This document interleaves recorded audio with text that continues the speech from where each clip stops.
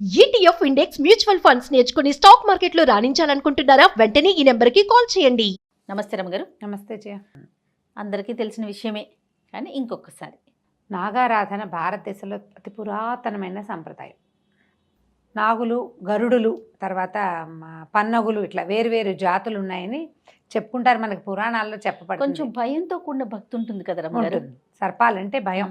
అవి ఎప్పుడు తిరగబడతాయో తెలియదు, కోపగించుకుంటాయి తొందరగా, తప్పు చేసే ఏదైనా అవుతుందేమో అలాంటి భయాలు ఎక్కువ ఉంటాయి. భయాలు ఎక్కువ ఉంటాయి. సర్ప సంబంధమైన భయాలు, అనుమానాలు ఎక్కువ ఉంటాయి. మనకి జాతకాలు చూసేటప్పుడు కూడా నాగదోషం ఉంది, నాగదోషం ఉందని, కేతువులో నీచంలో ఉన్నాడు, ఉచ్చంలో ఉన్నాడు, కేతువు వల్ల ఇదవుతుంది, సుబ్రహ్మణ్య ఆరాధన చేయండి, నాగారాధన చేయండి, నాగశిలలను స్థాపించండి, నాగ ప్రతిష్ఠ చేయండి అని చెప్తారు. నాగారాధన ఎందుకు చేస్తారు? ప్రధానంగా సంతానం కోసం చేస్తారు. అయితే నాగులు ప్రధానంగా రైతులకి బంధువులుగా ఉంటారు. పొలం పనులు చేసే వాళ్ళకి ఏంటంటే పొలాల్లో వచ్చేటువంటి రకరకాల ఈ ఎలుకలు, ముంగీసలు లాంటి వాటితో సమస్యలు ఉంటాయి. ఎలుకలతో చాలా ప్రాబ్లం ఉంటుంది పొలాల్లో. అలాంటప్పుడు ఏం చేస్తారంటే ఆ ఎలుకలకి శత్రువైనటువంటి, ఎలుకల్ని ఆహారంగా భుజించగలిగేటువంటి పాములని ఆరాధించటం. అవును, సంవత్సరంలో ఒక్కరోజు. ఇదే కాకుండా మనం సుబ్బరాయ షష్ఠి ఒకటి చేసుకుంటాం, సుబ్రహ్మణ్య ఆరాధన, అది నాగారాధన. తర్వాత నాగ పంచమి శ్రావణంలో ఒకసారి చేస్తాం. సంవత్సరంలో 3 సార్లు చేస్తాం. ఒక్కసారైనా పాములకు పెట్టాలని భావిస్తారు. పాముకి పాలు పోయటం. సర్పం నిజంగా పాలు తాగుతుందో లేదో మనకు తెలియదు. రోజు పాలు పోస్తే పాములు తాగుతాయన్నమాట కూడా మనకు తెలియదు. కథల్లో వింటూ ఉంటాం, సినిమాలో కూడా చూస్తాం. పాలు పోస్తుంటే పాము తాగేసేయటం, పళ్ళెల్లో పెడితే పాలు తాగి వెళ్ళిపోయింది అని. అవైతే సైంటిఫిక్గా ఏమీ ప్రూవ్ అయినవే కాదు. ఇప్పుడు మనం చేస్తున్నది నిజమై ఉండకపోవచ్చు కూడా. మన నమ్మకం. ఒక జాతి మనుషులు ఉండేవాళ్ళు, నాగజాతి వాళ్ళు, ఇలాంటి పొలాల రక్షణ అది చేసేవాళ్ళు. ఈ సంతానం కలగని వాళ్ళకి వాళ్ళు ఏదైనా చేసేవాళ్ళేమో బహుశా, అలాంటిది ఏదైనా ఉండుంటుంది. కాకపోతే ఈ కొన్ని వేల సంవత్సరాల నుంచి ఈ సాంప్రదాయం నాగారాధన, సర్పారాధన మనకు ఉండిపోయింది, వచ్చేసింది. ఏం చేస్తాము? నాగుల చవితి రోజున పొద్దున్నే తలస్నానం చేసేసి, ఎలాగూ కార్తీకమంతా నెత్తి మీద నీళ్లు పోసుకుంటాం. నూనె రాసుకుని స్నానం చేయటం, నెత్తి మీద నీళ్ళే పోసుకుంటాం. అవును, ఇప్పుడు మనకు అవకాశం ఉంది కాబట్టి షాంపూ పెట్టి రుద్దేసుకుంటాం, మరి పిచ్చి పిచ్చిగా లేకుండా జుట్టు. అయితే స్నానం చేయటం, చిమ్మిరి చలిమిడి చేసుకోవటం. నాగులకి పెట్టవలసింది ప్రధానంగా ఏంటంటే బియ్యపిండితో చేసేటువంటి చలిమిడి, తర్వాత నువ్వులతోటి చేసేటువంటి చిమ్మిరి, ఈ 2 చేసుకుంటారు.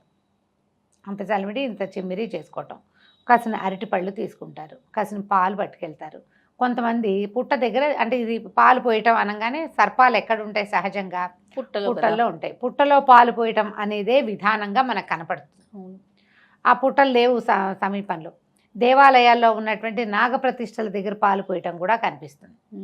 ఇళ్లలోనే పుట్టను చేసుకుని పుట్టలో పాలు పోసే విధానం ఇంకొన్ని చోట్ల కనిపిస్తుంది. ఏది కుదిరితే అది. మన ఇళ్లలో ఏ సాంప్రదాయం ఉంటే ఆ సాంప్రదాయం. మనకు అలవాటు లేదు, ఇప్పుడు కొత్తగా చేయాలనుకుంటుంటే ముందుగా ఇంట్లో పెద్దవాళ్ళ దగ్గర పర్మిషన్ తీసుకోండి. ఓకే, చేసుకోనా అని. ఎవరైనా చుట్టుపక్కల వాళ్ళు చేస్తున్నారు, మీకు కూడా అదేదో చేయాలని ఉంది, పెద్దవాళ్ళు, భర్త, అత్తగారు వీళ్ళు ఒప్పుకుంటే మీ ఇళ్లలో లేని కొత్త సాంప్రదాయానికి తెర తీయద్దు. ఒప్పుకుంటే వెళ్ళండి. ఈజీ ఏంటంటే మనం దేవాలయానికి వెళ్ళి ఆ నాగులు అవి ఉంటాయి కదా, నాగప్రతిష్టలు, అక్కడ పాలు పోసుకోవచ్చు. అంత పెద్ద తప్పేం లేదు. ఆ పని చేయొచ్చు. పుట్టలో పాలు పోయటం అనేది సంప్రదాయబద్ధంగా కొన్ని ఇళ్లలో వస్తుంది. ఆచారం, ఆనుచానంగా వచ్చేవే అవి. అయితే ఈ పట్టుకెళ్ళిన చిమ్మిది, చలిమిడి 2 పట్టుకెళ్తాం. అరటిపళ్ళు, కొంచెం బియ్యపిండి కూడా పట్టుకెళ్తాం. ఏం చేస్తారంటే పాలతోటి ఈ చలిమిడి చేత్తో తీసుకోవడం, అది నలుపుతూ ఈ పాలతోటి దాన్ని పోస్తారు లోపలికి. చిమ్మిరినంతే, చలిమిడి అంతే. అరటిపళ్ళు కూడా వేస్తారు, బియ్యపిండి కూడా వేస్తారు. నూకలు పోస్తాం, రూకలు ఇస్తావా, నూకలు వేస్తాం, రూకలు ఇస్తావా, పాలు పోస్తాం, పాపడిని ఇస్తావా అని ఇట్లా ఒక పాటలాగా చదువుతారు.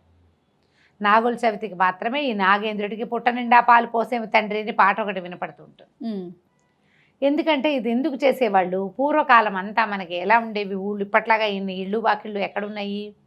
పుట్టలు పెరిగిపోయేవి, చీమలు పుట్టలు పెట్టేవి, సర్పాలు అందులో ఉండేవి. ఈ పిల్ల పాప తిరిగేవాళ్ళు.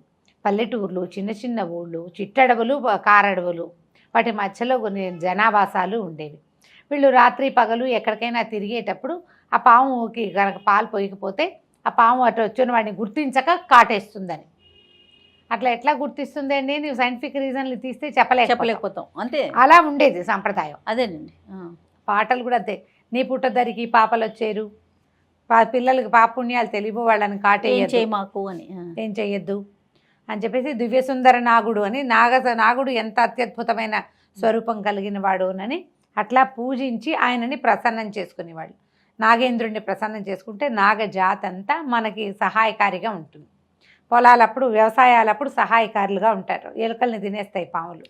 అందుకని అదొకటి. ఇదివరకు ఏం చేసేవాళ్ళు అంటే పూర్వం ఒక రైతు నాగలతో దున్నేటప్పుడు ఒక పుట్టంతా దున్నేసేట. పాము ఎక్కడో షికారు వెళ్ళింది, గుడ్డులు లోపల ఉన్నటువంటి గుడ్లు చితిపోయి కొన్ని పిల్లలైన పిల్ల పాములన్నీ మరణించినాయి ఆ తవ్వకాలంలో. దాంతో సర్పానికి విపరీతమైన కోపం వచ్చిందంటే విషం జిమ్మింది, ఈయన కళ్ళు పోయినాయట రైతుకి. పూర్వం చెప్తారు ఈ కథ. అందుకని ఈ నాగలు దున్నే వాళ్ళు కూడా చవితి నాడు నాగలు పట్టుకోరు, నాగలు చేయకూడదు అంటారు. తర్వాత సాయంకాలం అయ్యాక ఇంకా భోజనం చెయ్యరు. పగలు భోజనం చేసి రాత్రి ఉపవాసం ఉండటం ఒక విధానంగా కనిపిస్తుంది. సాయంకాలం 6 అయ్యేసరికల్లా అంటే సూర్యాస్తమయం అవ్వగానే పాము పడుకుంటుంది, శబ్దం చేయకూడదని ఏమీ తినకూడదు అనుకుంటారు. పొద్దున్న చిమిరి చలిమిడి ఇవి నైవేద్యం పెట్టారు కదా, వాటితోటే రోజంతా ఉండి మర్నాడు పొద్దున ఉపవాస విరమణ చేసే విధానం కూడా కనిపిస్తుంది. అయితే ఇది కార్తీకం కదా, ఈ ఒకరోజు పగలు భోజనం చేసి రాత్రి ఉపవాసం ఉండటం కూడా పెట్టుకోవచ్చు మన విధానాన్ని బట్టి, ఇళ్లల్లో ఉన్నదాన్ని బట్టి. లేదా సాధారణ నియమం ఏంటంటే కూరలు తరగరు. ఇప్పుడు కూర తరిగేటప్పుడు తరిగిన కూర తినకూడదు, కూర తరిగేటప్పుడు అందులో ఏదైనా పురుగు లాంటిది కత్తితో తరిగినవి తినకూడదని వింటాం. కత్తితో తరిగిన తినకూడదు, పెట్టకూడదు, వండకూడదు, తరగకూడదు. అంతే, అసలు తరగకూడదు అంటే దాని జోలికి పోము. ఏదో తేలిక చేసుకుంటాం, పప్పు అవి చేసుకోవచ్చు, దాంట్లో చిదిం వేయగలిగే ఆకుకూర పప్పు అలాంటివి చేసుకుంటాము. ఏ శనగలో ఉంటే వాటిని కూర చేసుకుని సాతాలించుకుని తినేవాళ్ళు పద్ధతి అంతే. అది ఈ విధానంగా మనం సర్పారాధన చేసుకోవచ్చు. సుబ్రహ్మణ్య స్వామి అష్టకం చదువుకోవటం, సుబ్రహ్మణ్య భుజంగ ప్రయాతము అలాంటివి చదువుకోవటం, నాగులకు సంబంధించినటువంటి ప్రత్యేకమైన శ్లోకాలు కొన్ని ఉన్నాయి.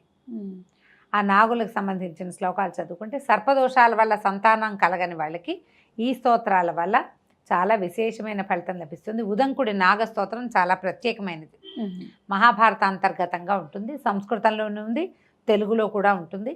కుదిరితే ఉదంకుడి నాగస్తోత్రాన్ని ప్రయత్నం చేసి అది చదువుకోండి. 4 తెలుగు పద్యాలు లాస్ట్ ఇయర్ చేసాము, మన వాళ్ళు ఆ వీడియో ఎలాగో వేస్తారు.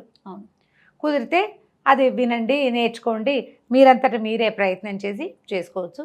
ఇంట్లో కలుగు పెట్టి చేసుకునేటప్పుడు కూడా గోధుమ పిండితోటి చాలా చిన్నగా పిండి గట్టిగా కలిపేసి ఒక గోడకి ఆ గోధుమ పిండిని ఇట్లా దొన్నెలాగా అంటిస్తారు, ఓ హోల్ చేస్తారు, ఇందులో పాలు పోసుకుంటాం. ఆ లోపల ఏం చేస్తామంటే పాము పడగ, చిన్న వెండి పడగలు పెట్టుకుంటాం. లేదా గోధుమ పిండితోటే చిన్నగా పాము స్వరూపంలాగా చేసి 3 చుట్టలు చుట్టి ఇట్లా ఉన్నట్టుగా చేసుకోవాలి. గోధుమ పిండి పాములు చేస్తారు, పిల్లలు కూడా చేస్తారు. ఆ పామును పెట్టడం, దాని మీద ఈ పుట్ట కలుగుని ఏర్పరచుకోవటం, పాలు పోసుకోవటం, పళ్ళెంలో కూడా కలుగుని ఏర్పరిచి పోసుకోవచ్చు. పళ్ళెంలో ఇట్లా పెట్టడం, దానికి హోల్ లాగా చేయటం, ఆ లోపల పడగని అమర్చుకుని పాలు పోసుకోవచ్చు. ఈ విధానాలు లేవంటే చిన్న సర్పపు పడగ ఉంటే కనుక దొరుకుతాయి, వెండి ప్రతిమలు కూడా దొరుకుతాయి. అది ఒక పళ్ళెంలో, ఒక వెండి పళ్ళెంలోనో స్టీల్ పళ్ళెంలోనో పెట్టి దాని మీద ఈ స్తోత్రం చదువుకుంటూ పాలు పోసుకుని మనం చేసినటువంటి చెమ్మిరి చలివిడి అరటిపళ్ళు వీటిని నివేదన చేయొచ్చు. కొన్ని చోట్ల దీపారాధన చేసే నియమం ఉండదు. మాకు నాగులు చదువుతున్నాడు దీపం పెట్టరు, దీపారాధన చేయరు. పుట్ట దగ్గర కూడా దీపాలు అవి పెట్టరు వీళ్ళు, ఒటిగా పాలు పోసుకుంటారు. ఇవి ఒకరోజు నో దీపారాధన. అయితే కొంతమంది ఏం చేస్తారు, దీపారాధన చేసి తర్వాత టపాసులు కూడా కాలుస్తారు పుట్ట దగ్గర. అవునండి, కాలుస్తారు. పుట్ట దగ్గర టపాసులు కాల్చే విధానం కూడా ఉంటుంది, ఎవరి పద్ధతిని బట్టి వాళ్ళు చేసుకోవచ్చు. పుట్ట చుట్టూ తిరిగి ఆ పుట్టమన్ను కూడా మనం పుట్టమన్ను ప్రధానమైనది ఏంటంటే ఈ పుట్టమన్ను పుట్ట బంగారం అని చెప్తారు. ఆ మన్నుని చెవులకు పెట్టుకుంటే చెవికి సంబంధించిన సమస్యలు తీరిపోతాయని, పిల్లలకి ఆరోగ్యానికి మంచిదని చెప్తారు. పుట్టమన్ను తెచ్చి తప్పకుండా పిల్లలకి పెట్టాలి. పుట్టమన్నులో కొన్ని రకాల ఆరోగ్యకరమైన ఎలిమెంట్స్ ఉంటాయి, అందుకని ప్రధానంగా పెట్టమంటారు. పుట్టలు చీమలు తవ్వుతాయి కదా, గుల్లగా అయిపోతుంది మట్టి, మృదువుగా ఉంటుంది. మనం ఈ పాలు పోసి అవి పెట్టి ఇవి పెట్టి కొన్ని చోట్ల కోడిగుడ్లు అవి వేసే పద్ధతి కూడా ఉంటుంది, లోపలికి జారు విడుస్తారు. పద్ధతి ఎవరి తీరు వాళ్ళది కదా, సంప్రదాయాన్ని బట్టి చేయాలి. అంటే ఇప్పుడు గుడ్లు తినని వాళ్ళు కూడా గుడ్లు వేసే సంప్రదాయాలు కనపడతాయి. తినేవాళ్లే వేస్తారని అనుకోవడానికి వీల్లేదు, తినని కమ్యూనిటీస్ వాళ్ళు కూడా వేస్తారు. దీపాలు పెట్టుకుంటారు. ఇంట్లో కూడా దీపం పెట్టకూడదనే నియమం కొన్ని కుటుంబాల్లో ఉంటుంది. కుటుంబాచారాన్ని పాటించండి. ఇలాంటి పర్వదినాలు జరుపుకునేటప్పుడు తప్పకుండా పెద్దవాళ్ళని ఒకసారి సంప్రదించి మనం ఏముంది, మనం ఏం చేయాలి అనేది చేసుకుంటే చక్కగా సజావుగా అవుతుంది. ఏదైనా పొరపాటు చేసామన్న భయం ఉండదు, అలా చేసాం ఇలా అవుతుందేమో అన్న టెన్షన్ ఉండదు కదా. కాబట్టి కంగారు లేకుండా ఎవరినైనా కనుక్కొని చక్కగా సాకల్యంగా నాగుల చవితిని జరుపుకోండి. నాగుల చవితిని జరిపిన వాళ్ళకి సంతానం కలుగుతుంది ఒకటి. రెండోది, సంతానం ఉన్న వాళ్ళకి పిల్లలు ఆరోగ్యంగా ఎదుగుతారు. నాగారాధన ముందు కాలం నుంచి ఉన్నదే, మీకు అవకాశాన్ని బట్టి చేసుకోవటమే. తప్పకుండా రమ్మగారు. నమస్తే. నమస్తే జయ.